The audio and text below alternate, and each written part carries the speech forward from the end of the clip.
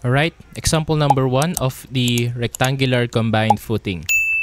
Consider foundation shown. The base of the footing is 2 meters below the ground surface. Use the following data. Gamma concrete 23.5, gamma soil 18, Fy 276, F prime C is 24 megapascal. Use 28 mm diameter main bars. The allowable soil bearing pressure QA is equal to 220 kilopascal. And the footing thickness of 500 mm. So determine what is the possible dimension of the footing, the nominal punching stress at the interior column, the critical wide beam stress at the exterior column, and the required longitudinal bar between the two columns. Okay, so the column here is already given. So we have column 1, which is adjacent to the property line, and the distance between the two columns is 4 meters. So the width here is not given as well. Okay, and then the column 1, that is 500 by 500 with an actual load of 650 for the dead and 750 for the live load. Column 2 naman is 400 by 400 with actual load of dead 800 and live load of 900 kilonewton. Okay, first step, kunin muna natin yung kanyang dimension. So para makuha natin yung dimension, we need the effective soil pressure. Okay, so to solve A, kailangan lang natin dito ng effective soil pressure. Gamitin lang natin yung formula natin that the allowable is equal to the effective plus the concrete plus the soil. Okay, and then plus surcharge kung meron man. However, this is 0. So yung allowable natin dito ang binigay, this is 220 kilopascal. So 220 is equal to the effective, yan yung kailangan natin, plus yung gamma ng concrete natin ay 23.5 times yung height ng ating concrete, itong footing pad lang natin, that is 0.5, plus kung gamma ng soil natin is 18 times yung height ng soil natin from the natural grade line. So if this is our natural grade line to the base of the footing, that is 2 meters. So kung 0.5 na yung ating concrete pad, so meron pa tayo ditong 1.5 meters na lupa. So ito yung ating lupa, and then ito yung multiply natin dito. So finally, pwede na natin kunin what is the effective soil pressure. Okay, solving for QE. So 220 minus 23.5 times 0.5 minus 18 times 1.5. So meron tayo ditong effective soil pressure now equal to 181.25 kilopascal. 181.25 kilopascal. So pagkakuha natin ng ating QE, pwede na natin actually kunin muna dito yung ating resultant. Again, yung resultant natin, say for example, is somewhere here. Yung resultant natin ay somewhere here. Tapos meron tayo ditong P1. Tawagin na lang natin yan na P1. And then we also have here our P2. So yung value ng P1 natin is simply equal to, okay, so ito yung P1 natin. Dead plus live lang muna ito. Okay, dahil effective pa lang, dapat mga service load lang muna. So yung P1 natin is simply dead plus live, that is 650 plus 750 equal to 1,400. So ang P1 natin dito ay simply 1,400. Then yung P2 naman natin ay 800 plus 900, or this is equal to 1,700 kilonewton. And then therefore meron tayo ditong R na equal to 3,100. R is simply P1 plus P2, which is equal to 3,100 kilonewton. And then pwede na natin actually kunin yung ating magiging dimension. So remember that the area of the footing is simply equal to R divided by QE. So yung R natin meron na, yung effective soil natin ay meron na rin. So pwede na natin kunin actually yung area ng ating footing. Now the area of the footing is simply equal to 3,100 divided by 181.25. So meron tayo ditong area ng footing na equal to 3,100 divided by 181.25. Meron tayong area na equal to 17.10.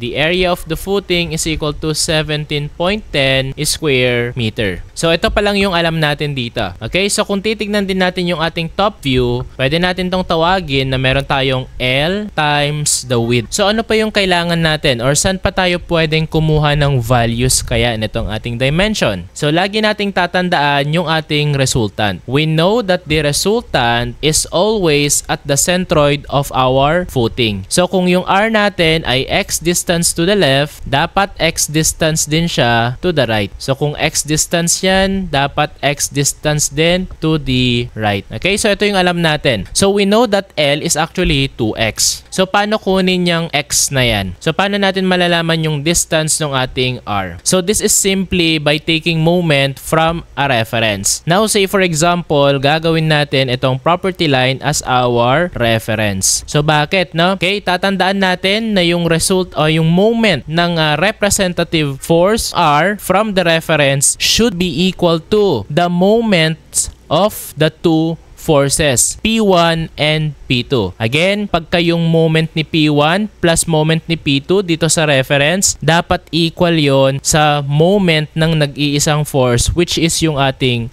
R. Okay, so to do that, this is simply, so taking moments at the reference, we know that the resultant times its moment arm from the reference should be equal to the moments of the two axial load. So P1 times the distance of P1 from the reference, which is equal to half of the column number 1. So ano ba yung column 1 natin? That is 500 by 500. So half ng 500 is simply 0.25. And then plus P2, which is meron siyang moment arm na half, which is yung 0.25 plus 4 meters here. So meron siyang moment arm na 4.25. Meron tayong R, that is 3,100. 3,100x is equal to yung P1 natin na 1,400 times 0.25 plus 1,700 times 4.25. Okay, and then finally, pwede na natin kunin yung value ni X dito. So that is equal to 1,400 times 0.25 plus 1,700 times 4.25. Okay, and then divide this by 3,100. So meron tayo ditong value ng X, 2.44 meters. Okay, so 2.44 meters. Store na lang muna natin yan. And then again, meron tayong length which is equal to 2x. So, twice lang natin ito. And then meron tayo ditong value ng L na equal to 4.89. So, our L here is equal to 4.89 meters. Or, pwede natin siguro itong i-round na to 4.9 meters. 4.9 meters. Now, pwede nating balikan itong ating area ng ating footing. The area of the footing is actually length times the width, that is equal to 17.10. So, ang L natin ay 4.9, W is equal to 17.10. Okay, so pwede natin kunin yung kanyang width naman na. So, 17.10 divided by 4.9 gives us 3.49. So, the W is 3.49 or pwede nating sabihin ng W ay 3.5 meters. So, in conclusion, ang ating dimension, length times width is simply equal to 4.9 by 3.5 meters. So, ito na yung ating dimension ng ating foundation. Okay, next, letter B. Determine the nominal punching stress at the interior column. Now, this is our letter B here. So, ito na yung ating plan ulit. Tapos, ang tinatanong dito, what is the punching stress at the interior column? Okay, so yung interior column dito is of course, itong column number 2 natin. No? So, itong column number 1 natin, that is touching na siya no? Dito sa ating outside. So, exterior na to considered. No? So, for the punching, kailangan lang natin magsukat ng d/2 distance all throughout the face of the column. So, para makuha natin yung kanyang critical section. Say, for example, ito yung ating mga d/2. Okay, all throughout the section. d/2. Okay. Alright, so say for example, ito na yung ating critical section for our column number 2. Okay? So all throughout, meron na tayo ditong mineasure na d/2 distance. Now, tawagin natin ito na x dimension, then this one is also y dimension. Now, you can notice, dahil square naman yung ating column, we can say that x is actually equal to the y. No? So, ano ang value ng x and y? Dalawang. Okay? So, kung titingnan natin dito, no? Meron tayo dito ang d/2 plus d/2. or simply isang buong effective depth plus column dimension. Yun yung value ni x. Okay, again, this is equal to column dimension plus 2 ng d over 2. 2 ng d over 2 or simply 1 effective depth. So, kailangan natin ng effective depth dito. So, walang binigay bale, no? Ayan, so wala pong binigay sa atin dito na effective depth, kundi yung kanyang thickness lang. Okay, so to calculate the effective depth of the punching shear, kailangan natin tong sukatin, no? Sa average nung top bar and the bottom bar. So, para makuha natin yung effective depth, so imagine, kunyari ito yung ating section, tapos meron tayo ditong mga bottom bars, and we have here the top bar. Alright? So yung ating effective depth para sa punching is actually measured from the average of the two, or gitna nung top and the bottom. Okay, ito yung tinatawag natin na D-average. So para makuha natin yung D-average, okay, alamin natin yung thickness muna nung ating foundation. Okay, so if this is the thickness, this must be our D-average. Now, pwede nating sabihin that thickness is actually equal to average effective depth plus, okay, so nandito yan sa may gitna nung dalawa, no? Magdadagdag tayo dito ng plus 1 diameter plus meron pa tayo ditong clear cover plus clear cover. Now, ano ba yung thickness natin? We're given here na 500 is equal to the D average plus diameter of the rebar. This is equal to 28 mm plus the concrete cover for the foundation is meron tayong minimum na 75 mm. Now, the D average here for our punching is simply equal to, okay, so 500 less 28 less 75. So, meron tayong effective depth na 397 mm. Now, the value of x and y therefore is equal to, so column dimension plus effective depth. Cancel na yung 2 dito. The column dimension for number 2 column is simply 400 plus 397. Okay? 397.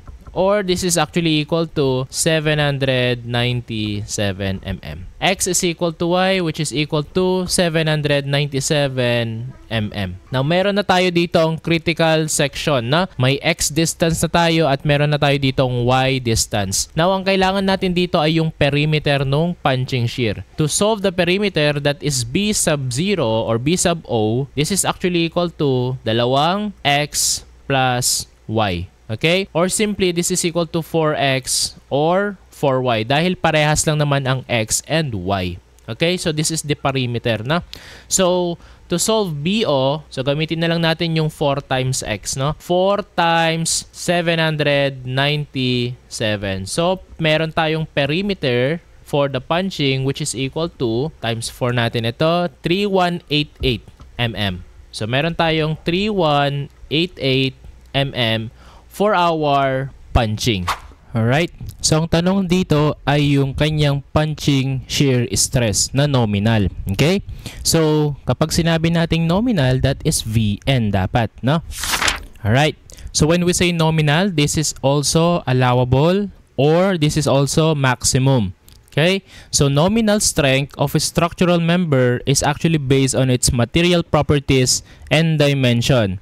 So, by definition, material properties, so ibig sabihin, ito yung mga F prime C, okay? And then dimension, of course, dimension sizes ng ating mga structural elements. Okay? So, ganun ang definition ng nominal or allowable or the maximum value. On the other hand naman, meron din tayong tinatawag na factored or ultimate forces. Okay? So, ito naman yung mga factored force that is the applied force increased by load factors to account for our uncertainties and potential overloads. So, kapag ka-factored forces naman, ito yung mga 1.2 of the dead, 1.6 of the live, na mga example lang. Okay? So, yun yung difference nitong dalawa, no? So, itong mga terms na to ay critical for solving footing problems. Okay? Okay? We know that Vn is actually equal to the Vc. Okay? So, kung punching stress ang tinatanong dito, tau Pu is actually equal to Vc divided by BOD. Okay? Then, pwede mong sabihin din that this is Vn divided by BOD. So, VC or Vn, parehas lang naman yan. Okay? So, para makuha natin yung punching shear stress dito na nominal, we need the value of VC. And remember na ito yung formulas natin para sa ating punching. And we choose whichever is the lesser of the three. No? So, unahin na natin yung VC number 1 natin. Okay? So, tawagin natin VC1 na lang yung naunang formula. Tapos, 2 naman dito sa baba. Then, 3 yung last. Okay? So, for our VC1, okay, so 1/3, ano ang lambda natin? Kung wala namang binigay na klase ng weight dun sa ating concrete, we assume na normal weight lang siya. No? So, this one is 1. Okay? And then, square root of 24 times BO natin, 3188 times yung effective depth natin, 397. Okay? 397. And then, this is equal to, so 1/3 times square root of 24 times 3188 times 397. Okay, and then divide natin to ng 1,000. Okay, so meron tayo ditong VC1 na 2066.77. 2066.77 kilonewton. Okay, next, VC2 naman. VC2 is 16 times 1 plus 2 over beta. Ang beta natin ay length divided by width of the foundation or the column rather. So length divided by width ng ating column is simply 1 lang din dahil square naman siya. So 0.5 divided by 0.5 is simply 1. Okay, and then times lambda natin is 1, square root of 24 pa rin, times 3188 times 397. And this is equal to, that's 1 over 6 times quantity 1 plus 2 over 1, okay, or 2 na lang, times square root of 24 times 3188 times 397. Then, divide this ulit by 1,000. So, meron tayo ditong 3,100.16. 3,100.16 kilonewton. Okay, and then last one, the VC3. So, yung VC3 natin, 1 over 12 times quantity 2 plus AS. Now, for our AS, meron tayo ditong section 422.6.5.3 nang sabi, ang AS daw natin ay 40 sa interior columns, 30 sa edge columns, and then 20 naman sa corner columns. So, yung ating column number 1 is actually 30 ang kanyang AS kasi nasa gilid siya ng, okay, nasa edge siya. Okay? It is not in the corner at hindi rin naman siya nasa loob completely. So, ang criteria nun ay edge. So, 30 yung ating AS. AS is 30 times 397. Divide this by BO natin na 3188 times lambda is 1 square root of 24 times BO natin na 3188 ulit times 397.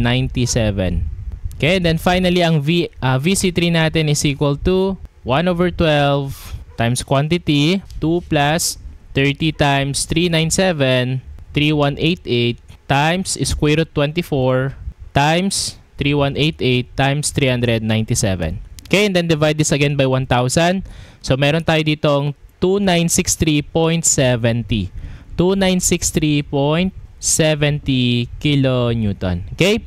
So, among the three, ang mag-govern dito ay of course yung VC1 kasi siya yung may pinakamaliit na magnitude. Okay? So, ito yung mag-govern. Okay, so tuloy lang natin. Ang nag-govern na VC natin dito ay 2066.77. Okay, times 10 raised to 3 natin ito. Divide this by BO natin na 3188 times D natin na 397. So, meron tayo ditong punching stress nominal na equal to 2066.77 times 10 raised to 3. Divide this by 3188 by 397. Okay? So, meron tayo ditong 1.63 MPa na value. 1.63 megapascal. So ito yung ating answer for letter B. Oops! Since nandito ka na rin naman sa part ng video ito, maaaring pa-like, share, and subscribe ka na rin sa ating channel. Channel 登録お願いします。 Alright, letter C. What is the critical wide beam stress at the exterior column? Okay, so yung exterior column dito is of course the column number 1. Okay, so it is touching the property line which is exposed to the exterior part. So ang tanong dito, ano daw yung critical wide beam natin? Okay, recall natin ulit, no? Para makuha natin yung critical wide beam, kailangan lang natin magsukat ng D distance all throughout the face of the column. So meron tayo dito, for example, D distance, and then also this one, meron tayong D distance. And then this one sa baba, this D distance ulit. So dito sa ating labas, hindi na tayo pwede pang magsukat dito, no? Kasi exposed na to sa labas. So wala nang mapuputol pa dito beyond this point, no? Okay, so dito lang yung mga measurement natin. Now, saan ba dito yung critical for the wide beam? Okay? Alright, so sa lahat ng ito, alam natin na yung critical for wide beam ay of course yung D distance na to. So alam na natin dapat, no, na dito yung critical for wide beam natin. Hindi yung dito banda, no? Hindi to mangyayari. Okay? Hindi to mangyayari. Okay? So tignan mo lang dapat, no, saan ba mas masisira kapag sakali mang mag-bend itong ating pundasyon, no? So possible dito banda, maputol yan. Okay? So ito yung mag-govern sa atin. So this will be our critical section. Alright, so say for example, ito yung ating critical section, D distance from the face of the column. Now, ano yung ating effective depth naman dito?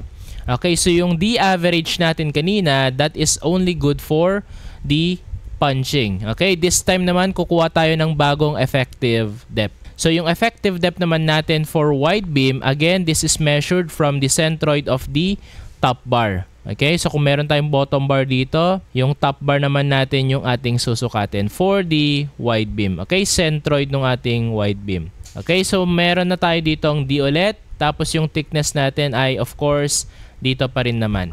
So we know that the thickness, again, this is equal to D effective depth plus merong kalahati ng diameter plus isang buo dito, or simply that is 1.5 diameter of the rebar. Plus, meron pa tayo dito ulit, clear cover. Okay? So, yung thickness natin dito is again 500 is equal to the effective depth plus 1.5 nung 28 mm plus yung cover natin na 75 mm. Okay? So, the effective depth for the wide beam is simply equal to 500 minus 1.5 of 28, okay, minus 75 mm. So, meron tayong 383 mm for the wide beam. 383 mm for the wide beam. Alright, so what we wanna know here is kung paano ba yung value dito ng ating VU. So, ito na yung ating cross-section, no? Okay, so meron tayo ditong P1U na 1980 kN. Yung QU natin na 255.39 kilopascal, and then yung VU natin ay nandito naman. This is simply equal to the P1U or PU1 minus QU times the area. So saan ba, ano ba yung area nitong QU natin dito, no? So bali nag-a-act yung ating QU dito sa ating naputol dito, no? Okay, so yung area natin dito ay 3.5 para sa width natin. Okay, so this is 3.5 meters. And then para naman dito, meron siyang column dimension 1, this is 0.5, plus yung effective depth natin dito na equal to 383. Okay, so meron tayo dito ang 0.883. 0.5 plus 0.383. So meron na tayo ditong magiging VU. Okay, so VU now is equal to 1980 less 255.39 times the area is equal to 0.883 times 3.5.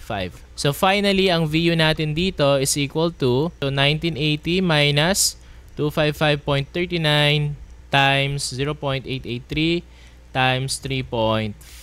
So meron tayong VU na 1190.72 kilonewton. So this is now our VU. Now to solve for the critical wide beam stress, so tau pa rin naman ito, tapos wide beam na. So ganun lang din kanina, no, parang sa punching. So VC divided by, okay, this time BD na lang ito. So we know that VU again, or VC is again VU over phi. Okay? So VU divided by phi BD. So yung VU natin dito ay 1190.72 times 10 raised to 3 natin yan. Divide this by 0.75 times yung B natin dito ay simply yung width ng ating foundation. So yung 3.5 kasi dito mapuputol, di ba? Okay, so yun yung width natin dito, 3.5, 3,500 times the effective depth na 383.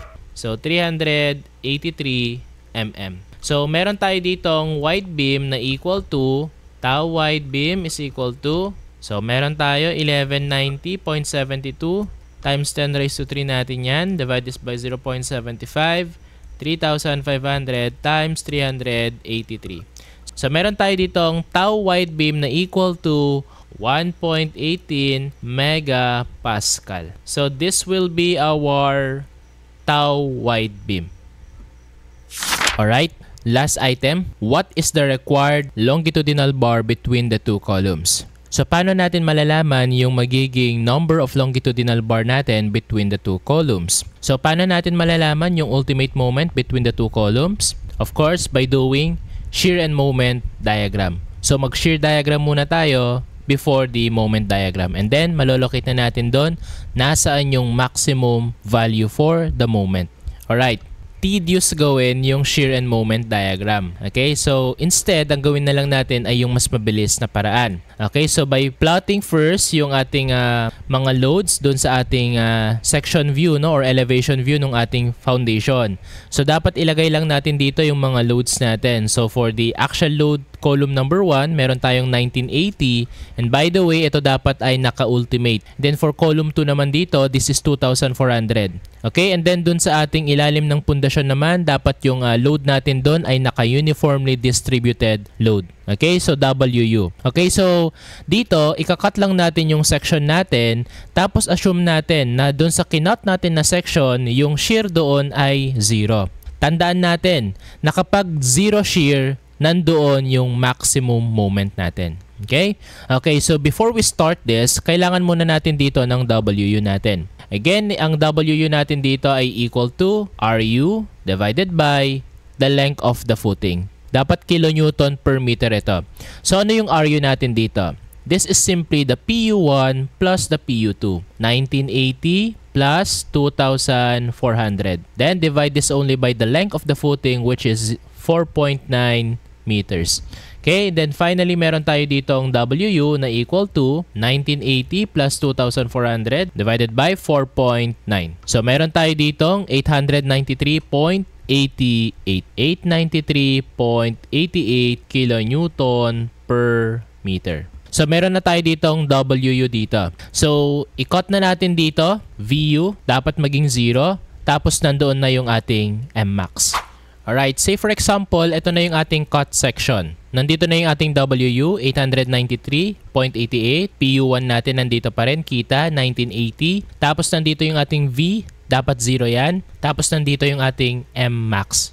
Okay, so tawagin na lang natin to na X distance for example. Okay, kasi hindi natin alam kung ano ba dapat yung distance nung 0 shear from the reference. So taking forces vertical equal to 0, alam natin na dapat yung mga upward forces ay equal to the downward forces. So yung mga upward forces natin dito ay yung shear na 0 plus meron tayo ditong WU na kilonewton per meter. Okay, so dapat this is WU times X distance para maging kilonewton. So this is equal to the P1U or the PU1.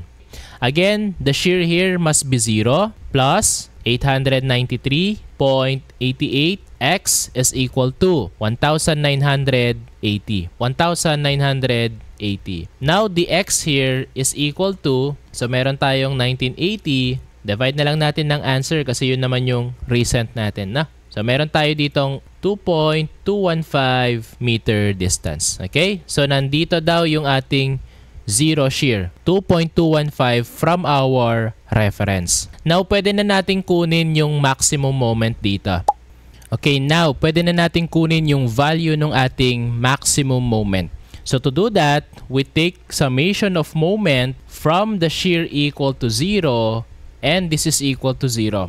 Okay, so ang ibig sabihin lang nito, magmo-moment daw tayo kung nasaan yung shear is equal to 0 and lahat ng moment natin doon ay dapat equilibrium. So equal to 0. Or pwede nating sabihin na dapat lahat ng ating clockwise moments ay equal sa counterclockwise moment natin. So, sino ba yung clockwise natin para dito sa ating reference dito? Okay, sa shear equal to 0. Okay, take note, meron tayo ditong WU na naka-kilonewton per meter. So, syempre, dapat yung nagmo-moment ay yung kilonewton na. So, essentially, ang kailangan natin dito ay yung resultant ng ating WU. And tawagin natin yung resultant ng WU na, okay, so yung resultant niya nandito, tawagin na lang natin yan na F na lang siguro. Force, no?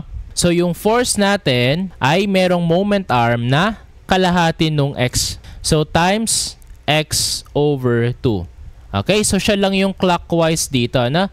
Again, nagka-clockwise yung ating F dito. And this is now equal to, ano yung mga counterclockwise naman natin? So, syempre, yung Mmax papasok dyan, di ba? Counterclockwise yung ating Mmax mismo dito. Plus, isa pang counterclockwise natin ay yung PU1. Okay? So, merong itong counterclockwise and then yung kanyang moment arm ay simply X distance. Tapos, ibawas natin yung kalahati nung kanyang dito, no? Yung kalahati nung column dimension. So, this is actually 0.25 meters kasi meron tayong 0.5 na column dimension sa number 1. So, this is simply equal to, okay, or i-add na lang natin dito, PU1 times yung moment arm natin ay X minus 0.25. So, yun yung magiging moment arm niya dito, bale, no? So, yung distance na to. So, yung F natin dito, ano ba yung F na yan? This is the resultant of the WU. Okay? So, para makuha natin yung value ng F, that is simply WU times X. So, expand lang muna natin ito. Okay? Again, yung F natin dito is simply WU times X. Times yung moment arm niya na X over 2 is equal to Mmax plus PU1 times X minus 0.25. 893.88 tapos X times X, that is X square. So yung value ng X natin dito ay 2.215. 2.215 square natin yan divided by 2 is equal to Mmax plus PU1 1980 times yung X natin 2.215 minus 0.25. Now, finally, ang Mmax natin dito is simply equal to 893.88 times 2.215 square divided by 2. Tapos, minus natin yung 1980 times 2.215 minus 0.25. So, meron tayo ditong Mmax na is equal to 1697.91. Okay, negative 1697.91 kilonewton meter. Ang ibig sabihin lang nung negative dito is mali yung magiging assumption natin. So instead na counterclockwise siya, ito ay clockwise direction dapat. Okay, so yun lang naman yung indication. It doesn't matter, no? Ang importante dito ay yung kanyang magnitude. So now, ito yung gagamitin natin para makuha natin yung area ng steel natin. Alright, so yung Mmax natin ay 1697.91 kilonewton meter. Pwede mong tawagin din na ito yung ating MU. Recall natin that MU is equal to phi MN. Or, pwede rin nating sabihin, MN is equal to 0.85 F prime C AB times D minus A over 2. So, pwede na nating i-substitute or diretso na natin lahat dito, na? So, yung MN natin dito ay MU divided by phi. Okay, so yung MU natin ay 1697.91 times 10 raised to 6 natin dito. Divide this by yung phi natin na 0.9. Then, this is equal to 0.85. F prime C natin is 24. Times yung A natin, yan yung hinahanap. Times yung B natin is of course yung width ng ating foundation, which is equal to 3,500. And then yung effective depth natin ay unknown or hindi pa natin nakukuha, minus A over 2. Solve muna natin yung effective depth para sa ating moment naman. So, para sa moment naman natin, yung effective depth natin dito ay, for example, nandito yung ating bottom bar, tapos nandito yung ating top bar. Para naman sa ating moment, ang effective depth natin ay dapat measured from the centroid of the bottom bar. So, ito yung thickness ulit natin dito. Now, yung ating thickness is simply equal to effective depth plus kalahati ng ating diameter plus meron pa tayo ditong cover. Okay? So, 500 is equal to D plus 28 over 2 plus 75. Okay? And then, meron tayo ditong effective depth na equal to, okay? So, 500 minus 28 divided by 2 minus 75. Okay? So, meron tayong 411 na effective depth. 411 mm. Okay? Now, ito na yung ating effective depth. So, substitute lang natin dito, 411. Okay? And then, finally, meron tayo ditong value ng A na equal to, okay? So, simplify lang natin muna lahat dito. 1697.91 times 10 raised to 6, 0.9 times 0.85, 24 times 3,500. Okay? Tapos, store lang natin ito sa A na lang siguro muna. Tapos, recall lang natin yung A. That is equal to, meron tayo ditong unknown, yung A natin. Tapos, 411 minus X over 2. Then, finally, pwede na nating i-shift solve. Then, X is equal to 70.30 mm. Okay? So, pagkakuha natin ng A natin, diretso na tayo. Equate C equals T or 0.85 F prime C. AB is equal to AS FY. Okay? So, 0.85 F prime C 24, A natin na 70.30 times yung B natin na 3,500. Then this is equal to area ng steel times yung ating FY is 276 MPa. Okay, now finally yung area ng steel natin dito is equal to, so 0.85 times 24 times 70.3 times 3,500 divide this by 276. Okay, meron tayong area ng steel na 18,186.30. 18,186.30 mm square. Okay, so sobrang laki ng ating area ng steel dito na. So, we don't need to check for the minimum dito. Okay? Sobrang laki na nito, na. So, diretso na natin yung number of rebars. Okay? So, number of the bottom bar is simply equal to area ng steel divide this by the area of one bar, which is equal to 28 square. Now, finally, meron tayo ditong, okay? So, answer, divide this by 0.25 pi 28 square. So, meron tayo ditong 29.54 or 30 pieces. 29.54 or 30 pieces. Okay? So, this is the required number of rebars para dito sa ating example number 1.